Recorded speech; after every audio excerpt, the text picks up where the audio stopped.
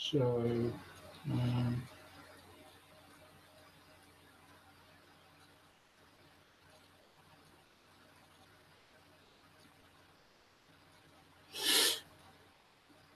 we are.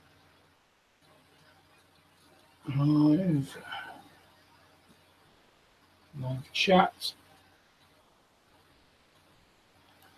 Hello, everyone. When I say everyone, I mean hello, Matt. How is you? Oh, Paul, hello.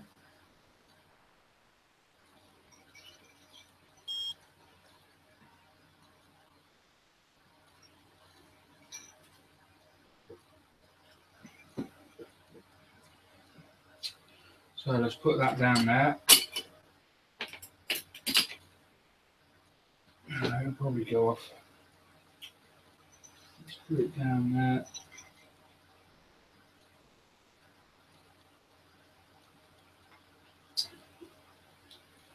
So where did we get to? All right, okay then. So we'll plow on because people can always catch up and look back. Before we get to the Spitfire, we'll do a bit more on that. I think by this stage, when you're in your first build, you're probably coming to what you consider near the end, and you'll be thinking to yourself whether you want to take it up and do another kit. And it's round about that time that you're going to start thinking, oh, I like this. I'm going to need some extra bits. Just off the top of my head, I think there's certain things that you definitely need. Now then, let's see. So I would say, first and foremost, you need a good knife. I mean, I've got 3. It's stupid, I know, but you will probably find you will buy more than one knife. You see them, and you know they're different types, and I don't know why I've got 3, but you just pick them up. So you need a good knife. That's first and foremost. One of these, a Swan Morton one, if you look around, you'll get for under a tenner. The blades are around.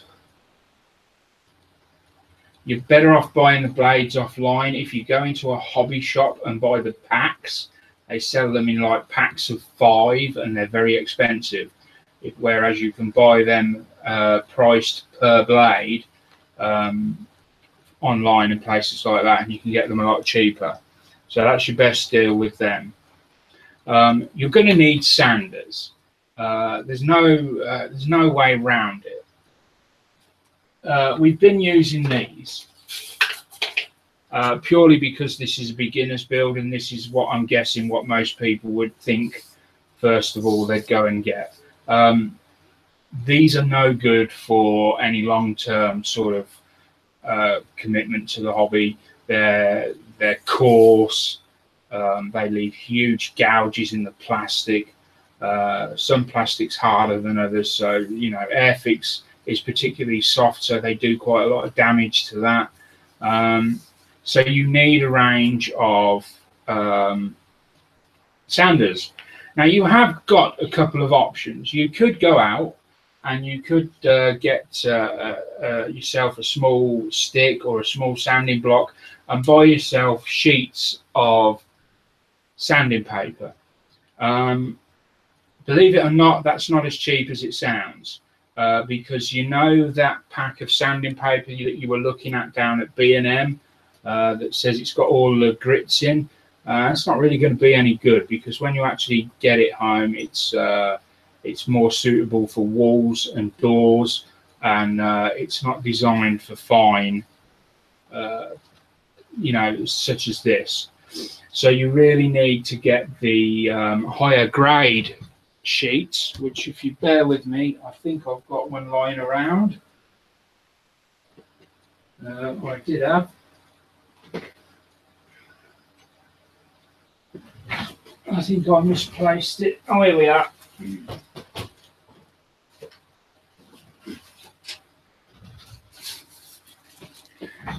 So if you're going down that approach, you need something like this. This is their expert range, and it just gives you your grit sizes, and these are grits per square inch, is it? This is how many grits per square inch, I think. Don't quote me on that. And this is about a tenner. You know, it is worth paying for a decent brand. The cheaper brands, the grit falls out and it clogs up ever so easy, and it's not very good at all. So that doesn't really work out as cost effective as you think. Your third option, and in my opinion probably your best option, is going to be to buy some form of modeling sanding stick, and there's a vast array of them out there. I use the ones from Ultimate Modeling Products. I've tried other ones, various types. They're not very good. They're not very nice. I don't like them. These, they look similar, but they're completely different. They're not the same at all. Just handling them, you can feel the difference. So UMP do 2 starter packs, and I think the starter packs are somewhere in the region of £6.50 each. Now you'll get the one which comes with sponges, and it comes, I can't remember completely off the, you get like a buffer, and you get that one. You also get you get 4 or 5, I think. I can't remember what the other ones are. It's, you know, it's a good pack, a very good pack.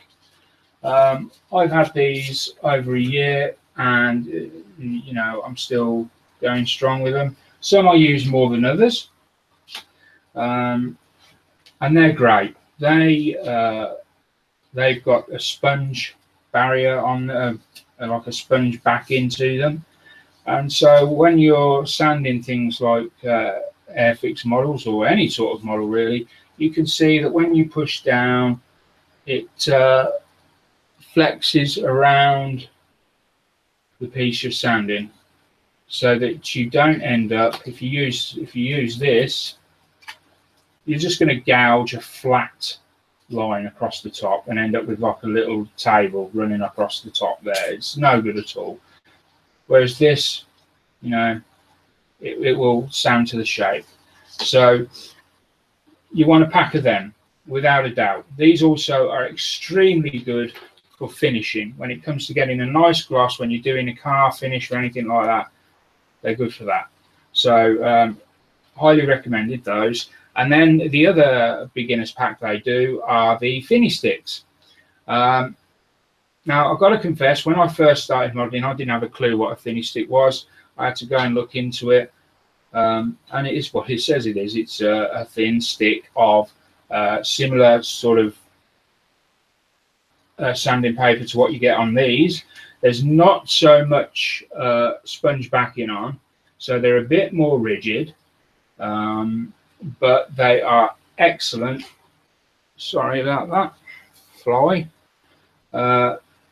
They're excellent for getting into small areas where you can't necessarily get in. Like, say I wanted to sand that in there, I can't really get in because of the angles, whereas with this I can come along no problem. And you can use the back end of it for other things, and you can cut sections off if you wish. You can use it for wet sanding.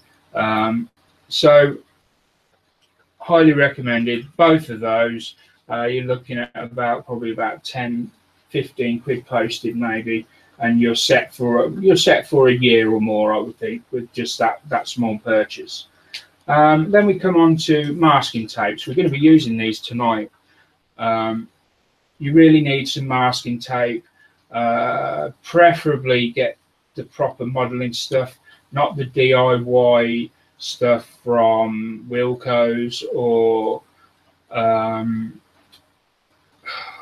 B&Q, because they tend to be a lot higher in tack and they will tear paint off when you pull them off. These modelling ones have been specially designed.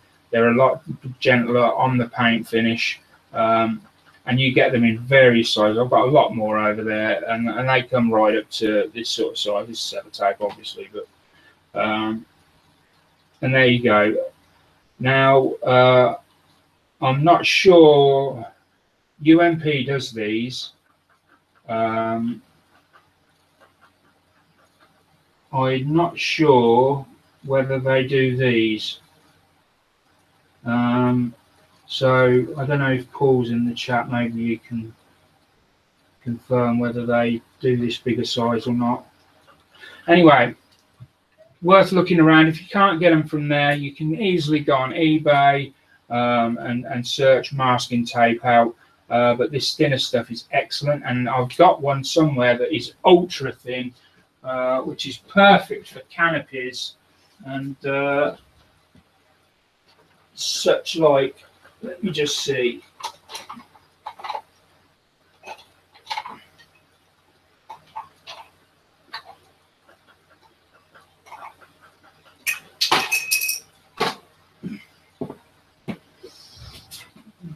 See, we just got some more here. There's a thicker one there.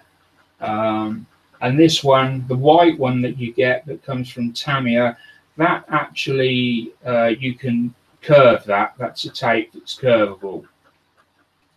And it will help you with camouflage patterns and so on. For example, you can't really go, I'll just maybe do a quick demonstration. If you try and you can't go around the corner there like that with that one. Use that tape now. Blunt knife, not a good sign. Let's peel that off. Whereas if we use this Tamiya tape, or Tamiya as the Americans call it, or some Americans, we can put that down, and basically we can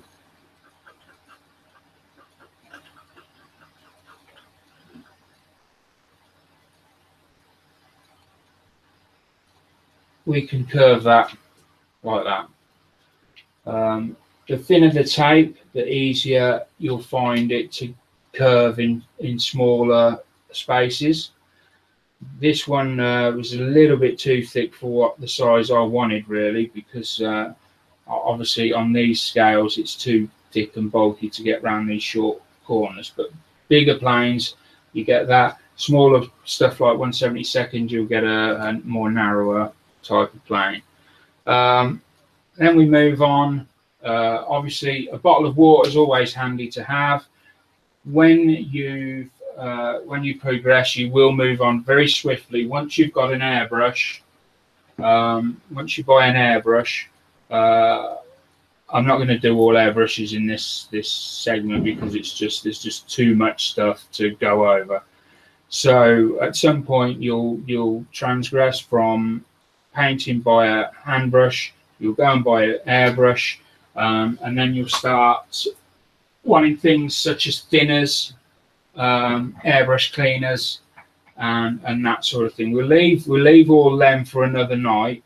I would say that it's well worth, even if you're brush painting, it is worth investing in some decent airbrush thinner, because you can use it for mixing up in the lid, to mix up your acrylic paints and paint them on by brush. So just because it says airbrush thinner on it, you can use it for other stuff to do with your paints.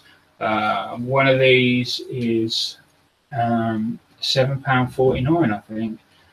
No, £7.49, yes. And there is an offer on, or there was an offer on recently where you got two.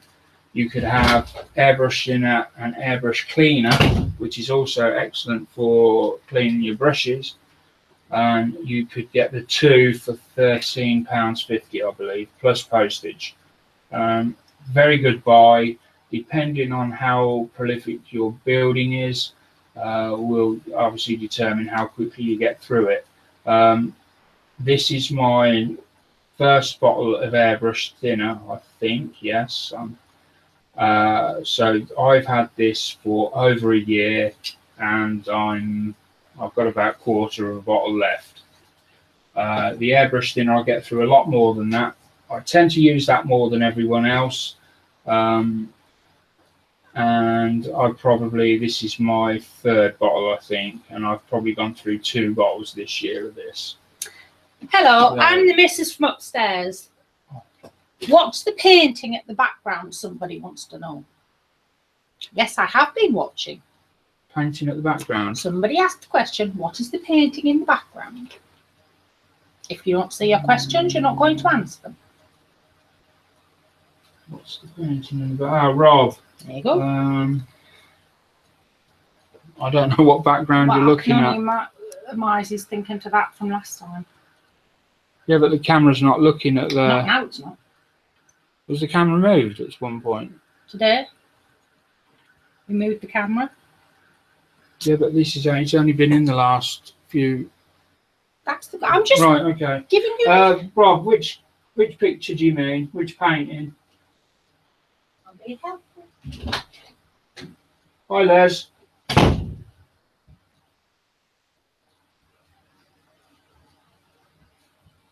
Right, so yeah, that was the last lost for train of thought. So that said, let's move on swiftly and get started with the Spitfire. Now then, we've finished most of the top, and as you remember, I'd stupidly painted the bottom dark green, and I'd started to go over with some light, heavily thinned white paint. I can tell you I've had about 9 coats of this on here, and it's virtually about where I want it. Now what we've got to do is, because we need a sharp line between where the white is and where the camo starts. So we're going to need to mask off for that. So just going to reference the picture once again to see on our side drawing where exactly the line runs, and we can see that it's right, I see. We're just going to follow that line there. Okay, and then up at the front. Right, so it's just a matter of masking now. Now, masking is one of these things you either love or hate. I've got to say I'm not a huge fan because I'm not very good at small surgical tasks.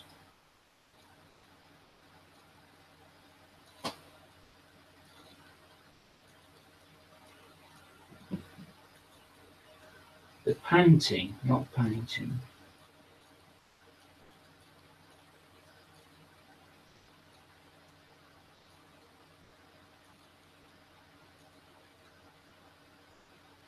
Hi, Rebecca.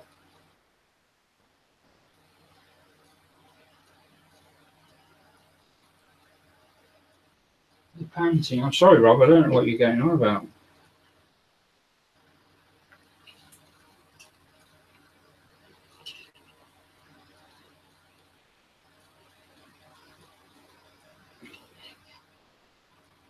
Right, so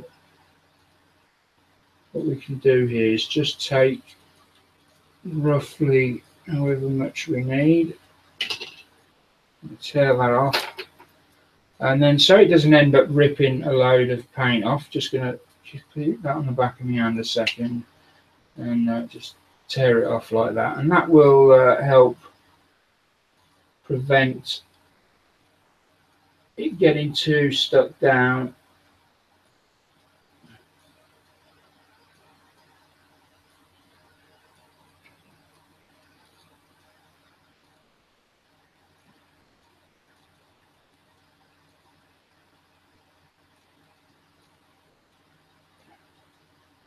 Now I would normally go extremely close in and have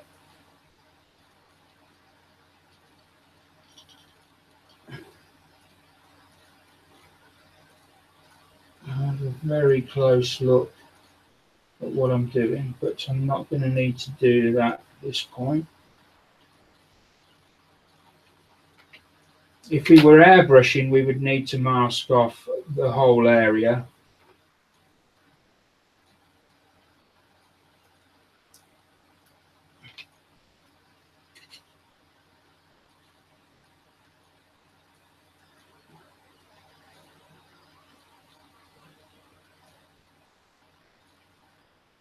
But we're not. Just let me get that down if we can.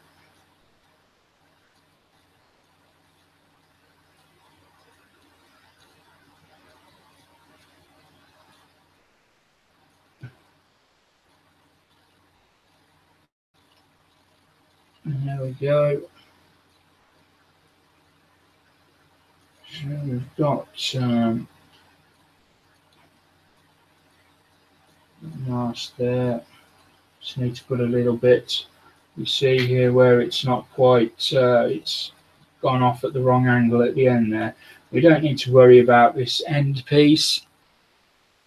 I'm just checking I can see what you're seeing. Let me just, yeah. So you can see at the end there, it's not quite gone right, but all we need to do is tear another small piece off.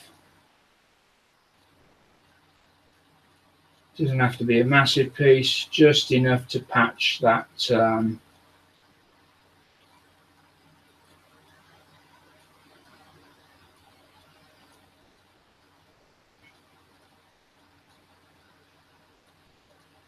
off there. There we go, that's better. So we've got that all covered there, and then we just need the front.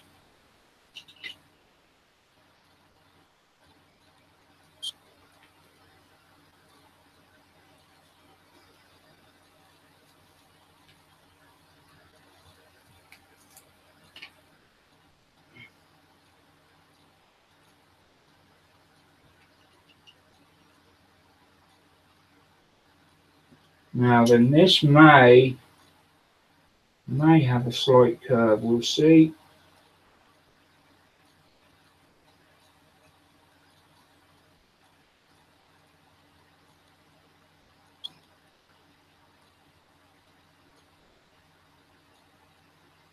If I can get that along that line, we may be okay. No. Yeah, I think we're okay there.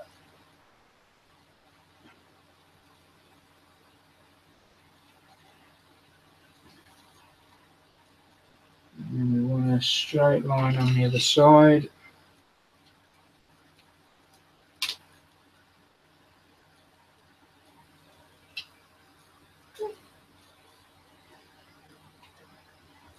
The guinea pig's just sneezed.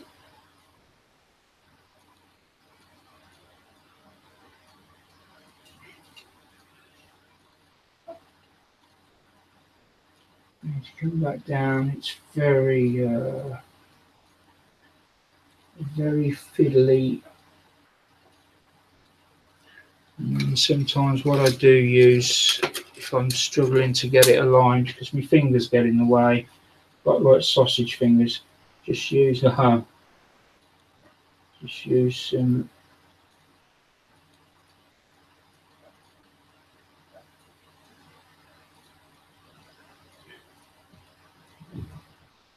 There we go. Oh, it's gone a bit too far.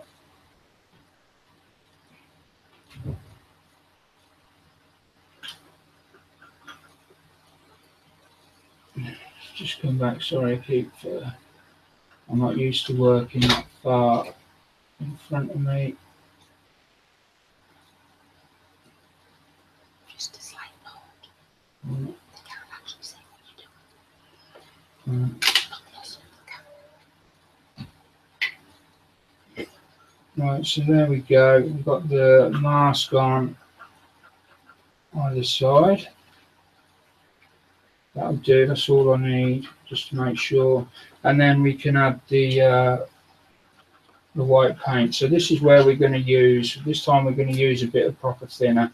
We were using H2O water before, and I think we'll just get a better. We'll just get a better look and result from using the thinner than the water. So let me just find the brush.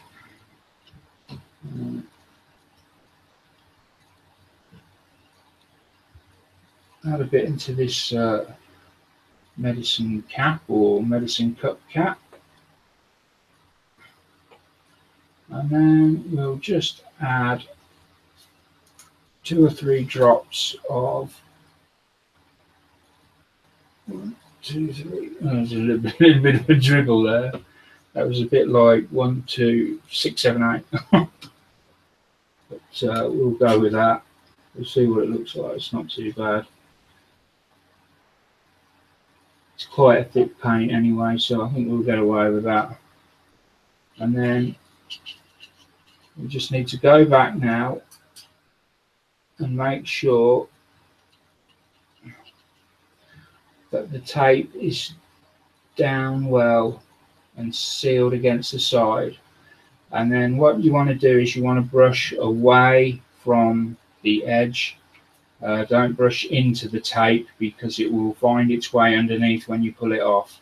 So away from the edge like that.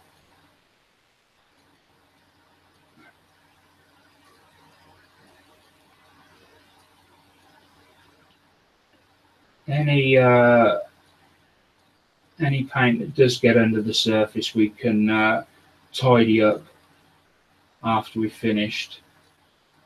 Then we'll just put another layer on everywhere else. Try and keep all brush strokes the same direction, don't mix. Try to keep your brush stroke even and straight.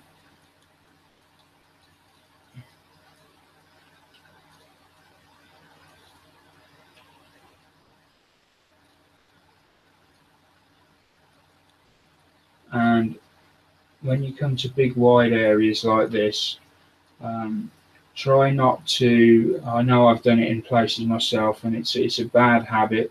You know, we've got a run there already.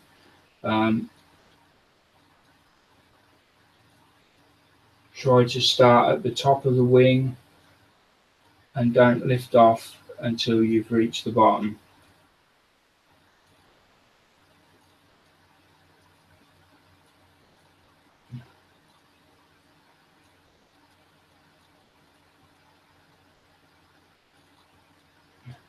Then we come around to the front, got to make sure that we get that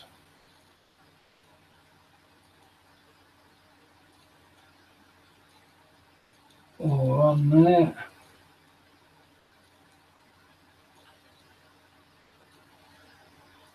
And then round to this side.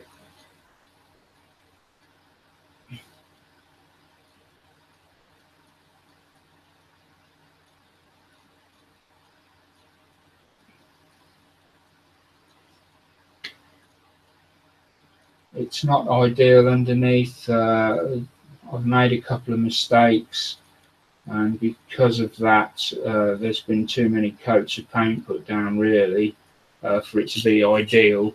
Some of the detail's been lost.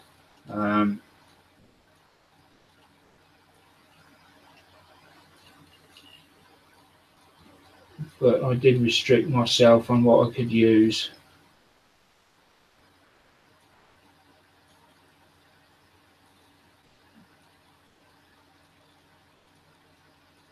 Ooh, don't want that running onto the. I should have. Oops.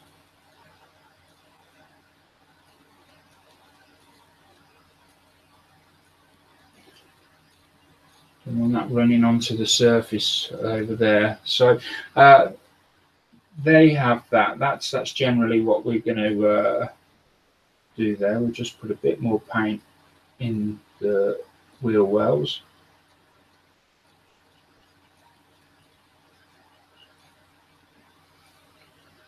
And then what we will, I'm going to leave that to dry now. So unfortunately, that's as far as I can go with this again, because I've got to leave it to dry. Normally the acrylics will dry fairly quickly, and I could start painting that again in as probably as little as 10 minutes. It would be nice and dry. It'd probably be dry before then. But I want to, the show's only on for an hour. So I want to try and cram as much in as I can, so I don't really want long sections of waiting for things to dry. What we should do is we should pick this up again next week on that. In between now and then, I would probably make sure that this top is finished and that the model is ready for decaling. The body, that is. We've got the legwork to paint and the wheels to paint. They've all got to be done. Essentially, I just need to do the propeller, which is just going to be black. The propeller, and once that's done, it can be decaled, I believe. So we might, if I do the decaling, if I paint the propeller off screen during the week, next week we might actually be able to do decaling, which would be make a nice change from the painting that we've been doing. Because I don't really need to waste half an hour of everyone's time just watching me paint a propeller. We'll see. Anyway, that's that done for this section, and now we're going to plow on and look again at the Stormcast Eternal that we broke open last week. We're going to put him together.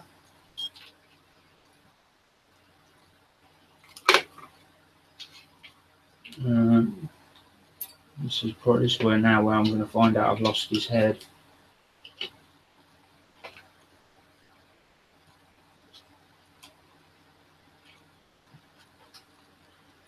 Let me have a look. Oh no, it's all right. His head is safe. There's his head. Right. So we're going to use an airbrush for this one because honestly, I can paint these figures by hand. And I think what we're going to do is we're going to do a mix of both. Let's get it together first. There's nothing much to these kits at all in terms of you don't really need instructions. They're pretty self-explanatory as they go together. We've got a little bit of cleaning up to do. So this is where your sanders come in, especially your thinny ones that I was on about earlier. This would probably be far too big for something such as this. Well, you know, you could get away with it, but I just think it'd be too big for that. Whereas with this, nice and small, you can see exactly what you're doing. Let me just bring that camera up. Sit forward a bit. And we can just brush that there. Come over this side. Yeah, we've still got a little bit of. There we go. Just check around the edges of this guy here. So we're looking for anything that shouldn't really be there. I'm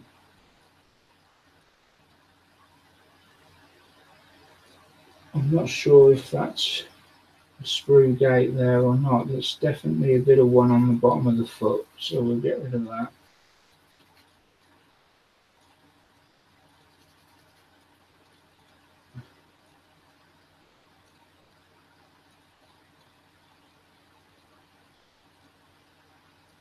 It's definitely one on the front of the axe head, and we've even got a seam line running down the centre of the axe head. You're probably not going to pick it up there, but there's a faint line that runs down the middle of the axe, and I'm not sure on how axes are put together, but I don't think they're put together in two halves. I may be wrong though, so we're just going to sand that out very lightly. We don't need to push down heavy or anything. It's counterproductive to push down heavy on the sander. There we go, it's nice and smooth. It's flattened it out, and it's got rid of that line as well, which will look much more effective when it comes to the finished thing. And we're just checking around. Nothing else, that's good. And we've got the shield. We've got a little bit there.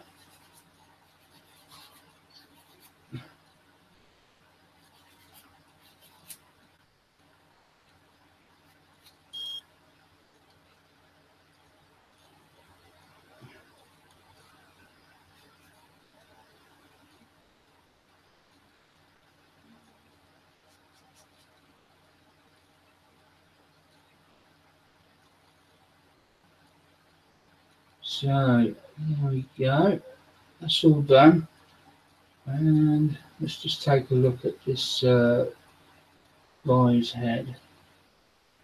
Right, now he's got a really big piece of sprue still left on the side. I don't know, let me see, let me lift this light up a bit. So he's got quite a bit of cleanup needed just below his sort of headgear there. Now that is definitely too big for, this is too big for that. So this is when the other side of one of these thinny sticks comes in, and it perfectly molds itself with the little bit of flex it's got. Plus we can rock it from side to side.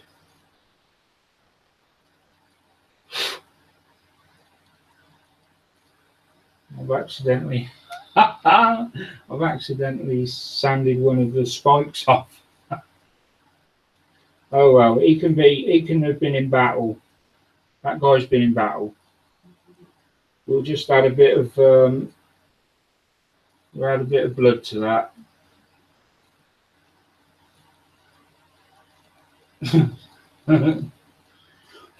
Right, so yeah, you've got to be careful because there's a lot of detail going to be lost if I'm. Sorry, I'm coming off screen, I know, but I need to see what I'm doing.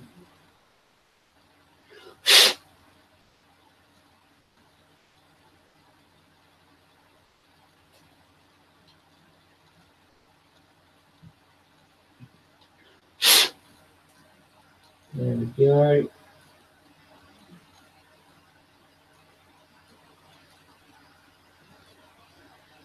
Yeah, and unfortunately that spike's it's been caught on the end as well.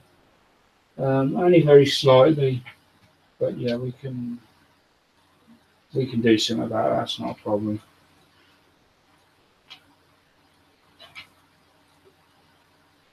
Right, and let's glue this together.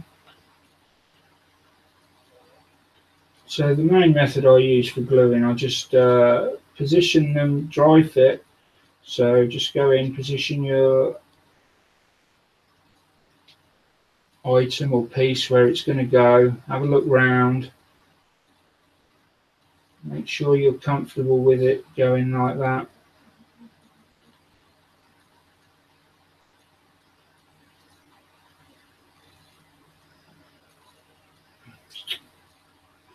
You know, I'm thinking about this and I'm wondering whether to paint this separately now.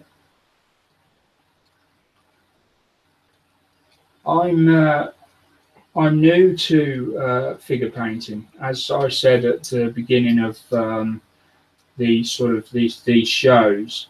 these are all things that I'm new at, so you'll have to forgive me if I change direction every now and then. Now, I've been told that you should always assemble these and then paint them. But I remember that looks to me as though that's going to be awfully difficult to get behind the scroll and the sword.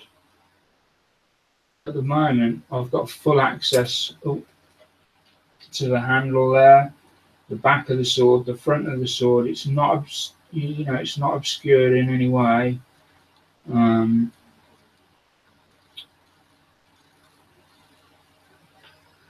No, I'd stick with what everyone's saying. I will practice on some of the time. So I'm going to use quick dry tap for this. So yeah, dry fit. Just clamp together a little bit, have a look, and then lightly hold it together. And then I just go around the seams. And you're looking for a little flash of silver. It looks like a little flash of silver when the light catches it, and it's capillary action. The glue enters there's no way of me showing it really, enters the edges there, and you can see it up close. You can see the glue spread off in each direction.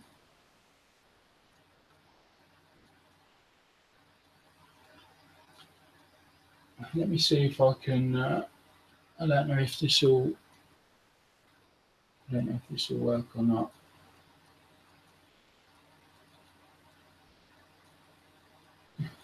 I don't know if you saw that. I had to raise it up a bit so I couldn't really see whether I'd got the right.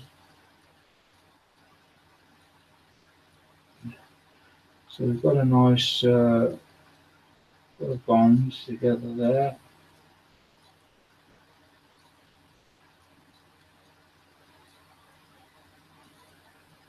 That's good to go.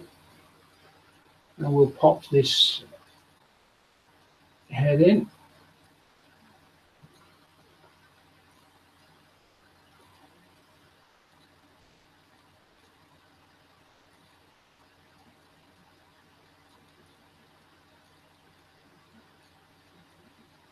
That's got a little bit on the bottom there that needs to come off.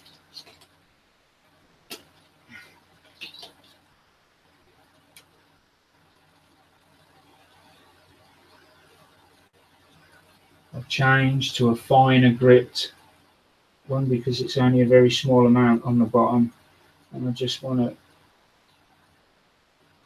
polish it off. There we go.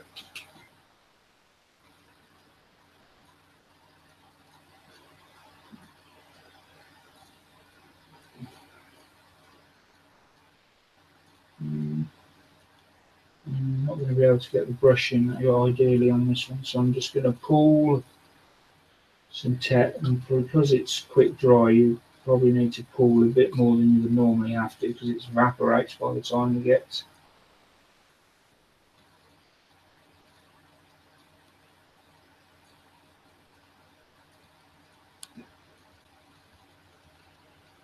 And then just hold that there for a few seconds. There we go. And then we've got the arm to go on. Apologies for the paint on my fingers. I don't remember that going on there.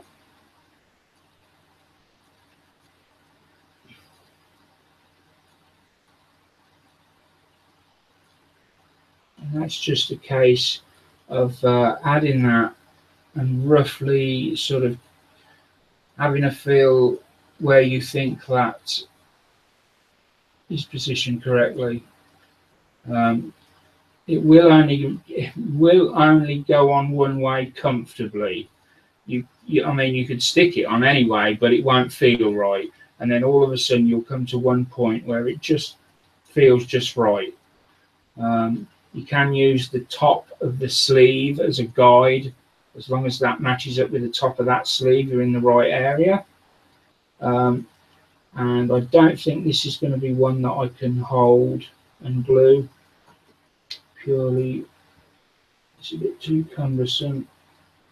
The head's not very. I'm just going to get a couple of drops of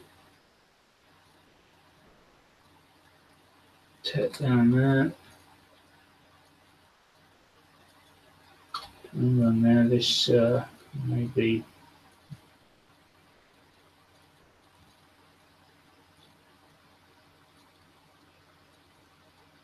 Right.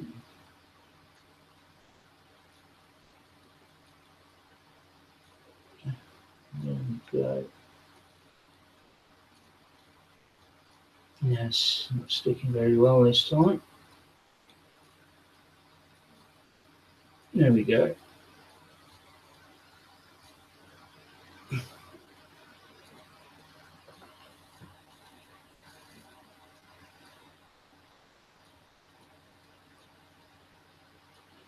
And the important thing to do here before you start handling him too much is to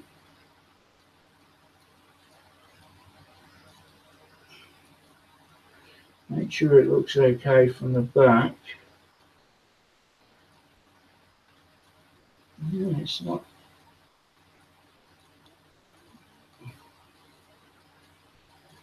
Something's not looking right.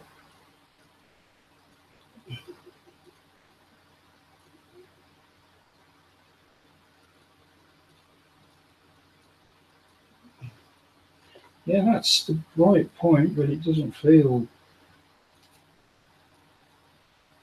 It just feels a bit off there for some reason. It doesn't look right from the inside.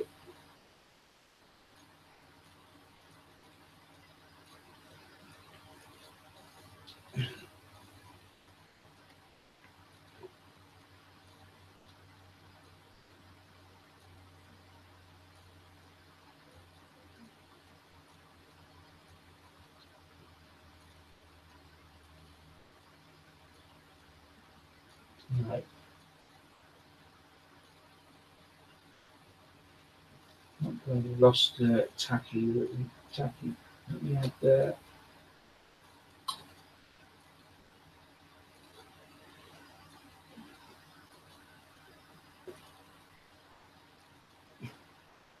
Okay. After all that, I did have it right first time. I should have left it alone. Let's just get that back together.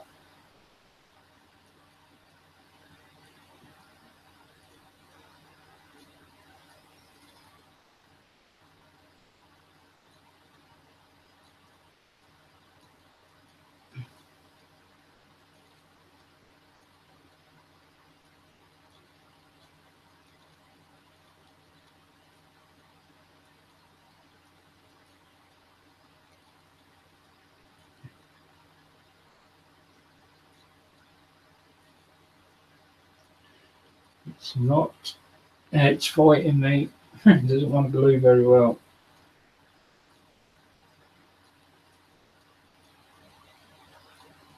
Now, given that that has been so tricky to get in position and hold there, I would be far happier leaving that now and letting that glue set.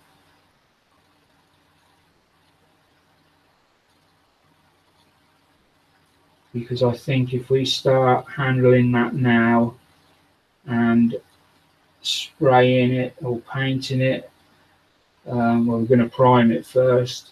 I think our problems are going to be compounded by the fact that this is going to come away. So given it's a very fragile joint at the moment, it is getting stronger, but you can see I can still wobble it and it shouldn't be like that. We're going to let that set, we're going to let that glue set and come back to that next week, unfortunately. So we'll see how that goes.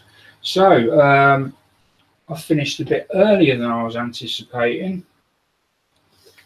So let's go and have a look see what's been going on in the chat, and if anyone's got any questions, they can ask. So, I can't go through all of that. It'll take me too long.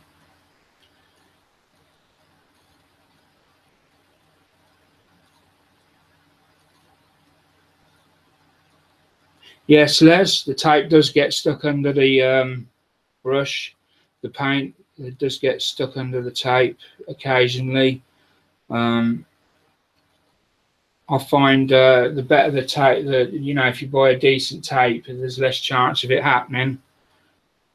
And it depends on how thin the paint is as well, because the thinner the paint, obviously, the more easier it is to flow in under the tape. So,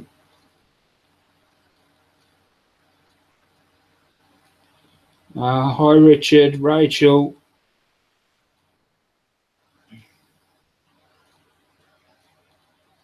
Yeah, could use a hairdryer, speeding up times, but there's one big thing the reason I don't have a hairdryer is I've got no hair, so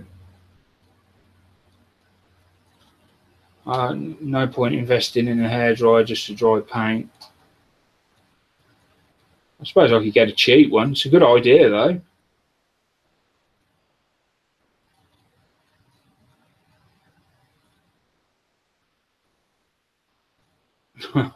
Rebecca, tell Richard and Rachel, Les and Paul are watching.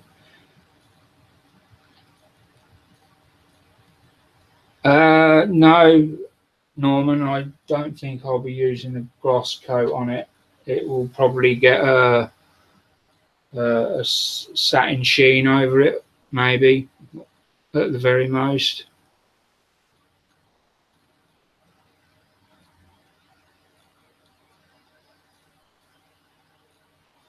It's in the back over the button. Yeah. Is Brad in then?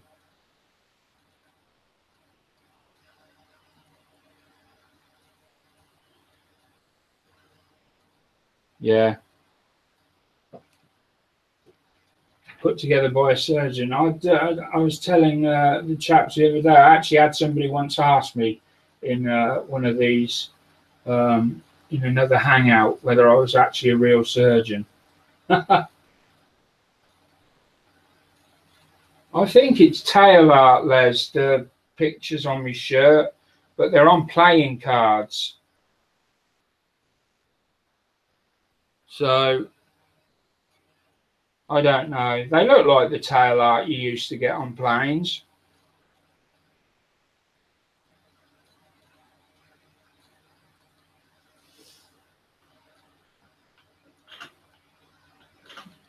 Naked modeler. Oh, that rings a bell, that.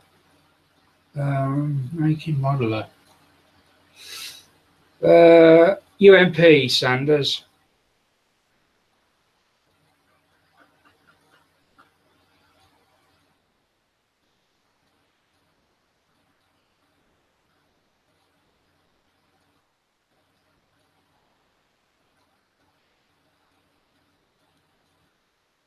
Who are the rodeo midgets?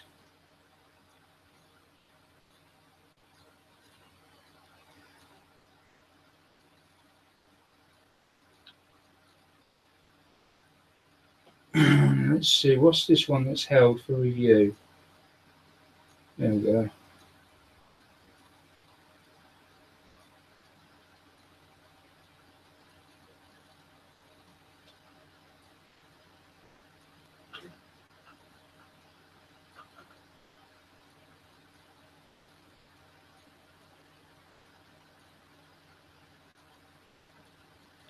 Right, yeah, good night, Rebecca, Rachel. And that's it, I think. I mean, a bit quick tonight. A few little hiccups there. It hasn't gone entirely as I'd hoped. But this is all new territory for me anyway. I hope you're finding it interesting, enjoyable in some way. If you're not, please just send me a comment let me know, because if it's something I can change, then I will. I'll change it. But there you go. That's this week done. I'll see you all next week when we'll hopefully decal the Spitfire. Bye for now.